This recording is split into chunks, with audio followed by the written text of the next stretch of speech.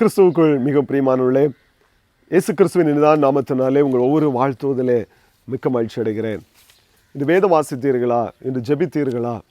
இந்த குடும்ப ஜெபம் செய்தீர்களா? யோசித்து கொண்டே இந்த காணொளியை காணுங்கள். உன் கூடாரத்தின் சிறையிருப்பு நிச்சயமாய் மாறும் என்கிற இந்த காணொளி மூலமாக உங்களை சந்திப்பதிலே மிக்க மகிழ்ச்சி அடைகிறேன்.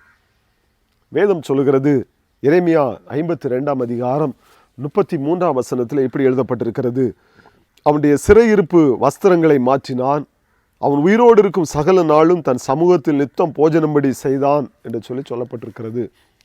பாபிலோன் ராஜா யோயாக்கீன் என்கிற ஒரு ராஜாவை, இஸ்ரவேலின் ராஜாவை அடிமைப்படுத்தி அவன் தன்னுடைய தேசத்திலே சிறைச்சாலையிலே வைத்திருக்கிறார். அங்கே சிதேக்கியா ராஜாவும் இந்த யோயாக்கீன் என்கிற ராஜாவும் அடிமைகளாக பாபிலோன் தேசத்திலே அவர்கள் இருக்கிறார்கள், சிறைச்சாலையில் இருக்கிறார்கள். அதிலே இந்த யோயாக்கீனை பாபிலோன் ராஜா அந்த சிறையிருப்பின் வஸ்திரத்தை மாற்றி அவனை சிறைச்சாலையிலிருந்து வெளிப்பட பண்ணி அவனை தன்னுடைய அரண்மனையிலே அவனுடைய நிலைமையை உயர்த்தி அவன் ஒவ்வொரு நாளும் என்னோடு கூட அவன் போஜனம் பண்ணுவான் என்று சொல்லி அவனுக்கு அவன் கட்டளை கொடுத்து அவனை உயர்த்துகிறதை நாம் பார்க்கிறோம். பாருங்கள், இந்த ராஜா அடிமைப்பட்டு சிறையிருப்பில் இருந்த அந்த ராஜாவினுடைய சிறையிருப்பின் வஸ்திரம் மாற்றப்பட்டது. அடிமைப்பட்டிருந்த அந்த ராஜா சிறையிருப்பிலிருந்து வெளியே வந்தான். அவனுக்கு கண்ணீரும் வேதனையும் இருந்த இடத்தில் இருந்த அந்த யோயாக்கீனுக்கு ஒரு மகிழ்ச்சியும் ஒரு விடுதலையும் உண்டாயிற்று. அவனுடைய சிறையிருப்பின் வஸ்திரங்கள் எல்லாம் மாற்றப்பட்டது என்று சொல்லி பார்க்கிறோம். ஏன் அவனுக்கு சிறையிருப்பு வந்தது?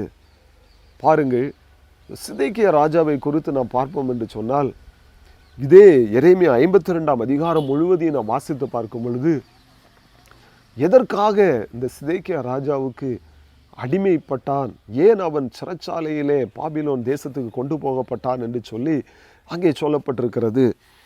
எரேமியா 52 அதிகாரம் 2 வசனம் 3 வசனத்திலே சொல்லப்பட்டிருக்கிறது, அவன் கர்த்தரின் பார்வைக்கு பொல்லாப்பான காரியங்களை செய்தானா. சிதேக்கியா ராஜா ஆண்டவருக்கு பிரியமில்லாத காரியங்கள் எவைகள் உண்டோ அத்தனையும் செய்து ஆண்டவரை வேதனைப்படுத்தி ஆண்டவரை துக்கப்படுத்தி கொண்டே இருந்தான் தன்னுடைய செயல்கள் ஒவ்வொன்றின் மூலமாக. பாருங்கள், ஆண்டவர் இந்த சிதேக்கியா ராஜாவை தன்னுடைய சமூகத்தை விட்டு அவர் தள்ளும் வரைக்கும் அவன் கர்த்தருக்கு கோபம் மூட்டி கொண்டே இருந்தான். கர்த்தருடைய பார்வைக்கு பொல்லாப்பான காரியங்களை செய்தான் என்று சொல்லி பார்க்கிறோம். 3 வசனத்திலே சொல்லப்பட்டிருக்கிறது, அவன் பாபிலோனிலே ராஜாவுக்கு விரோதமாக, பாபிலோன் ராஜாவுக்கு விரோதமாகவும் கலகம் பண்ணினான் என்று சொல்லப்பட்டிருக்கிறது. பாருங்கள், கர்த்தருக்கு விரோதமாக கலகம் பண்ணினான், கர்த்தருக்கு விரோதமான பாவங்களை செய்து கொண்டு வந்தான், கர்த்தருக்கு எரிச்சல் மூட்டி கொண்டு இருந்தான். அது மாத்திரமல்ல, தனக்கு மேலாக இருந்த அந்த பாபிலோன் ராஜாவுக்கும் விரோதமாக அவன் கலகம் பண்ணினான். எனவே தான் பாபிலோன் ராஜா இந்த சிதேக்கியா ராஜாவை அடிமையாக பிடித்து கொண்டு போய் அவன் சிறைச்சாலையிலே போடுகிறதை பார்க்கிறோம்.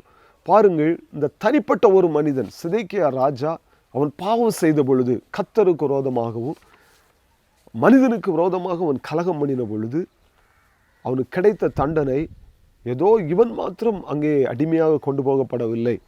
வேதம் சொல்கிறது, இந்த சிதேக்கியா ராஜாவை அடிமையாக கொண்டு போகப்பட்டான்.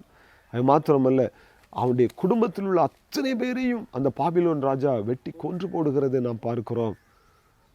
அவனை சார்ந்தவர்களையும் அவன் கொலை செய்து விடுகிறதை நாம் பார்க்கிறோம். கடைசியிலே கர்த்தருடைய ஆலயத்தையும் பாருங்கள், அந்த தேசத்தில் உள்ள எல்லா வீடுகளையும் அரண்கள் எல்லாவற்றையும் அவன் நிர்மூலமாக்கி விடுகிறதை நாம் பார்க்கிறோம். காரணம் என்ன?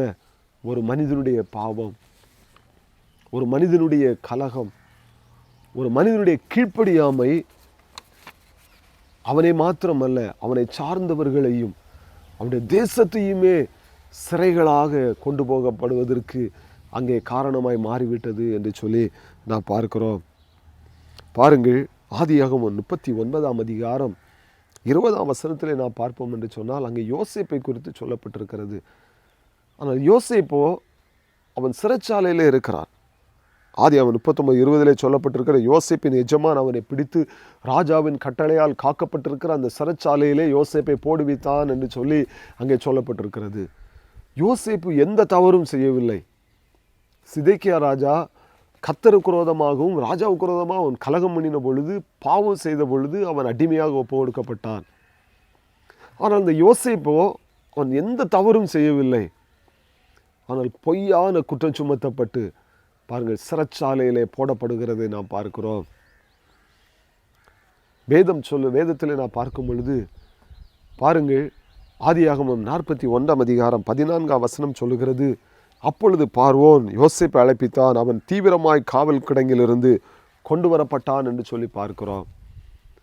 பாவமும் செய்யாமல் எந்த தவறும் செய்யாமல் பொய்யான குற்றம் சுமத்தப்பட்டு சிறைச்சாலையில் இருந்த யோசேப்பும் சிறைச்சாலை வஸ்திரங்கள் மாற்றப்பட்டு பாருங்கள் அவன் அங்கே சிறைச்சாலையிலிருந்து விடுதலையாக்கப்படுகிறதை பார்க்கிறோம். அவனுடைய சிறையிருப்பின் காலங்கள் மாற்றப்பட்டது, சிறையிருப்பின் வஸ்திரம் மாற்றப்பட்டது. அவனுடைய வாழ்க்கையில் ஒரு மகிழ்ச்சி உண்டாயிற்று.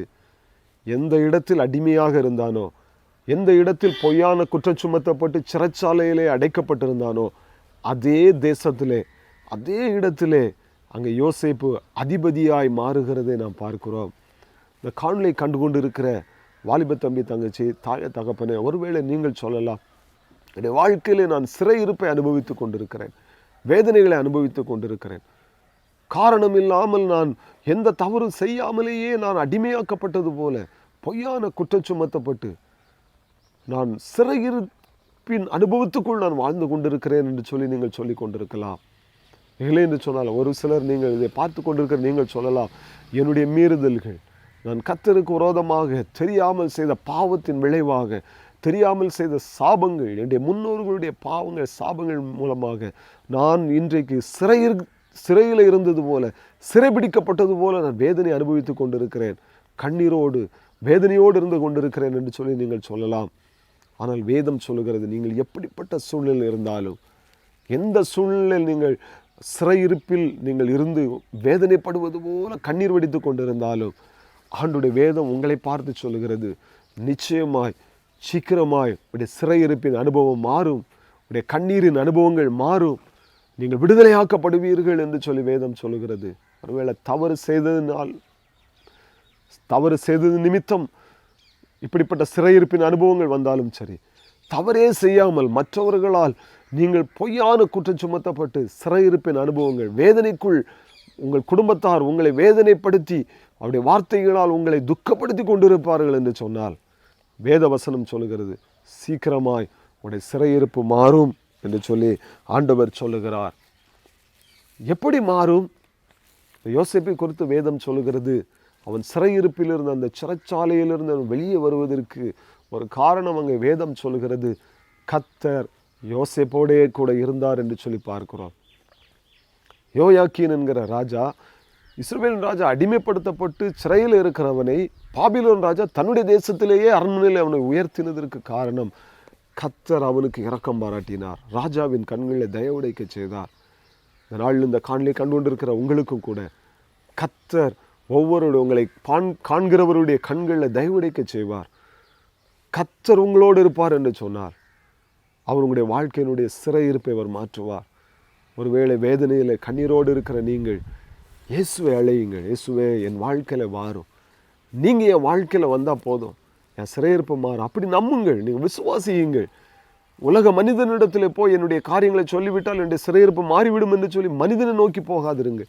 நம்ம படைத்த தேவனை நோக்கி நீங்கள் செல்வீர்கள் என்று சொன்னார், இயேசுவினிடத்தில் நீங்கள் முழங்கால் படியிடுவீர்கள் என்று சொன்னால், ஆண்டவரே என் சிறையிருப்பை மாற்றும், என் கண்ணீரை மாற்றும், என் நிலைமை உமக்கு தெரியும் ஆண்டவரேன்னு சொல்லி ஆண்டவரிடத்தில் உங்களை அர்ப்பணிப்பீர்கள் என்று சொன்னால், யோயாக்கீனுடைய சிறையிருப்பை மாற்றினவர், யோசேப்பினுடைய சிறையிருப்பை மாற்றினவர், உங்களுடைய சிறையிருப்பையும் மாற்றவர் போதுமானவராக இருக்கிறார். உங்களுடைய வேதனையும் மாற்றவர் போதுமானவராக இருக்கிறார். உங்களுடைய கண்ணீரை மாற்றவர் போதுமானவராக இருக்கிறார். இந்த யோசேப்பினுடைய சிறையிருப்பின் வஸ்திரங்கள் மாற்றப்பட்டது, யோயாக்கீனுடைய சிறையிருப்பின் வஸ்திரங்கள் மாற்றப்பட்டது என்று சொல்லி பார்க்கிறோம். இந்த செய்தியை கேட்டுக்கொண்டு இருக்கிற உங்களுடைய சிறையிருப்பையும் மாற்ற அவர் போதுமானவராக இருக்கிறார். அந்த தேவனுடைய கரத்தில் அர்ப்பணிப்போம்.